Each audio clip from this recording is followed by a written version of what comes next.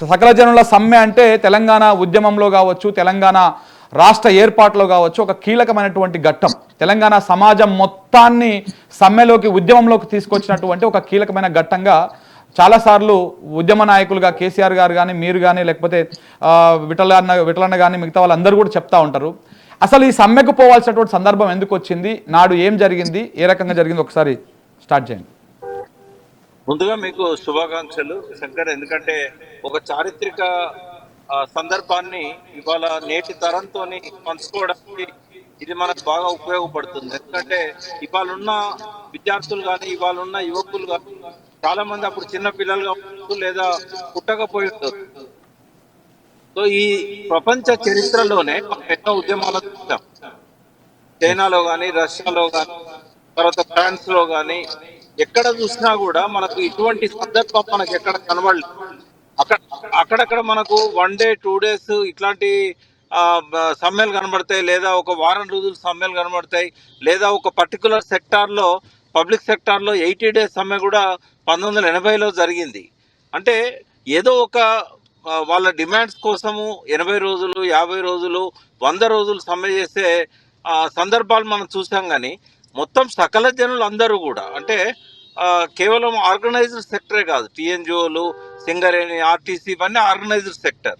Unorganised సెక్టర్గా ఉన్న వాళ్ళు కూడా, ఉదాహరణకు చిత్తు కాగితాలు ఏరుకునేవాడు, కాటి కాపర్లు, ఇట్లాంటి వాళ్ళు కూడా, లేబర్, అడ్డా మీద ఉన్న లేబరు, ఇట్లాంటి వాళ్ళు కూడా సమ్మెలో పాల్గొనడం అనేది, అంటే సకల జనులు, అంటే సంపూర్ణంగా తెలంగాణలోని సకల జనులు కూడా ఈ సమ్మెలో పాల్గొన్న సందర్భాన్ని మనం చూడొచ్చు. ఇది ప్రపంచ చరిత్రలోనే నాకైతే కనబడలేదు. మా మిత్రులు ఏమన్నా చెప్పాలి ఎక్కడైనా ఇట్లాంటి సంఘటన జరిగింది. ఎందుకంటే గాంధీయన్ పద్ధతిలో ఉద్యమాలు, పోరాటాలు జరిగిందే చాలా తక్కువ.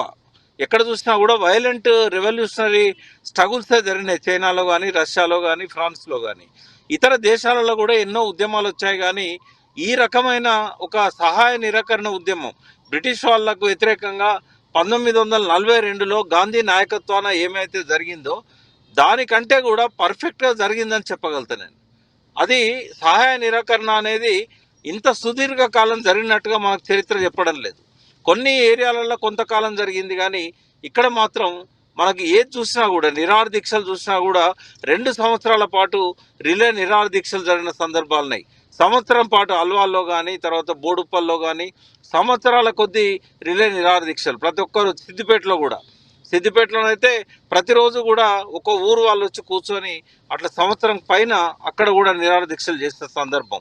అయితే సకల జనుల సమ్మె అనేది ఒక హిస్టారికల్ ఈవెంట్గా ఎందుకు మిగిలిందంటే, నవంబర్ 29న కేసీఆర్ గారు తెలంగాణ గురించి దీక్ష మొదలుపెట్టారు. దానికి కూడా నేపథ్యం ఏంటంటే 14F సంబంధించి ఆ రోజు మన విఠల్ గారే, ఇప్పుడు ప్యానెల్లో ఉన్న విఠల్ గారే మొదటిసారిగా కేసీఆర్ గారిని కలిసి ఇంత అన్యాయం జరుగుతూ ఉంది, సుప్రీంకోర్టు దీన్ని అంగీకరించడం వల్ల, ఈ తీర్పు వల్ల మనకు తెలంగాణకు దీర్ఘకాలికంగా నష్టం జరిగే ప్రమాదం ఉంది, రాజ్యాంగాన్ని అమెండ్మెంట్ చేయకపోతే ఇది పోయే పరిస్థితి లేదు అని చెప్పి వారికి నచ్చ చెప్పిన తర్వాత దాన్ని సిద్దిపేటలో ఉద్యోగ గర్జనగా దాన్ని మలిచారు కేసీఆర్ గారు, ఉద్యోగ సంఘ నాయకులు అందరూ కలిసి. ఆ రోజు అక్కడ కేసీఆర్ గారు అన్నారు, తెలంగాణ వచ్చుడో కేసీఆర్ సచ్చుడో అని చెప్పి. దాని కంటిన్యూషన్లోనే నిరాహార దీక్ష 29న మొదలైంది. దానికంటే ముందే నవంబర్ 21న విద్యార్థి జేఏసీ ఏర్పడ్డది ఉస్మానియా యూనివర్సిటీలో. అందరూ కూడా పిడమర్తి రవి లాంటి వాళ్ళు, ఎర్రోల శ్రీనివాసు, బాల్క సుమను, వీళ్ళందరూ కలిసి అన్ని సంఘాల నాయకులతో, రాజారాం యాదవ్ లాంటి వాళ్ళు, అదివరకే తెలంగాణ కోసం పోరాడుతున్న వాళ్ళు, వీళ్ళందరితో కలిసి విద్యార్థి జేఏసీ ఏర్పడ్డ తర్వాత ఇంకా దానిలో విద్యార్థుల పాత్ర ఉన్నది అనేసరికి ఇంకా ఉత్సాహం రెట్టింపైంది.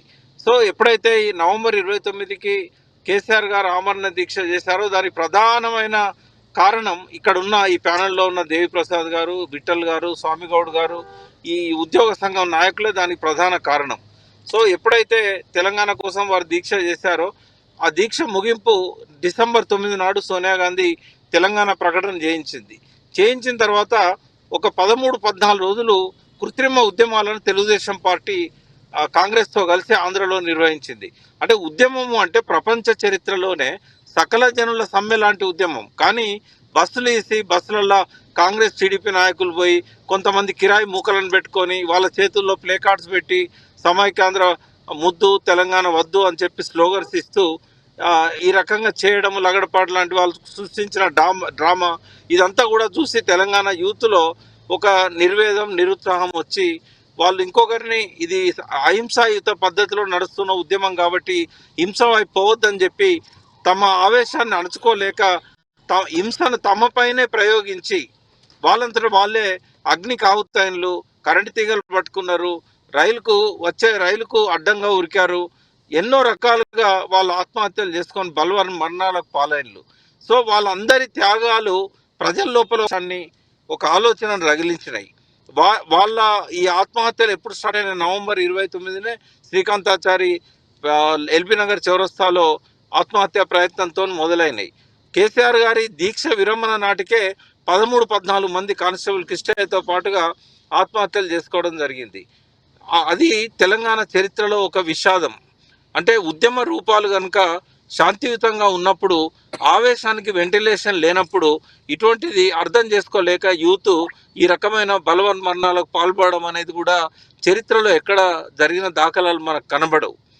అవతల వాళ్ళ మీద హింసను ప్రయోగించే అవకాశం లేనప్పుడు, బస్సులను ఇట్లాంటి వాటిని ధ్వంసం చేసే పరిస్థితి లేనప్పుడు ఆ ఆవేశం అనేది వాళ్ళ లోపలనే బద్దలై వాళ్ళ చావుకే కారణమైంది. సో ఇలాంటి సంఘటనలు తెలంగాణ ఉద్యమంలో విషాదాన్ని నింపినా కూడా సకల జనుల మనస్సులలో ఒక ఆలోచనలను, ఆవేశాన్ని రగిలించడానికి అది కారణమైందని నేను చెప్పగలుగుతాను. దాంతోపాటుగా ఇచ్చిన తెలంగాణను అటుకెక్కిచ్చారు.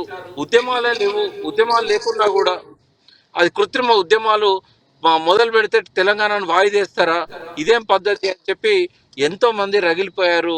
అది సకల జనుల సమ్మెకు ఒక ఫ్యూయల్ లాగా పనిచేసింది. ఈ మధ్య కూడా శ్రీకృష్ణ కమిటీ లాంటి వేసి కాలయాపన చేసి వాటి వల్ల కూడా ప్రజల లోపల కొంత ఆవేశాన్ని రెచ్చగొట్టడానికి ఆ సంఘటనలు కూడా కారణమైనవి.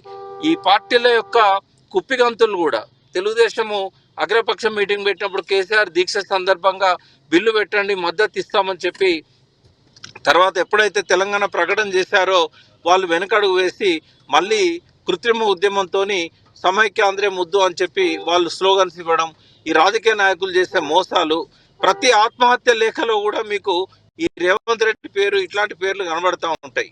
వీళ్ళు ఇప్పటికైనా మీరు బుద్ధి తెచ్చుకొని తెలంగాణ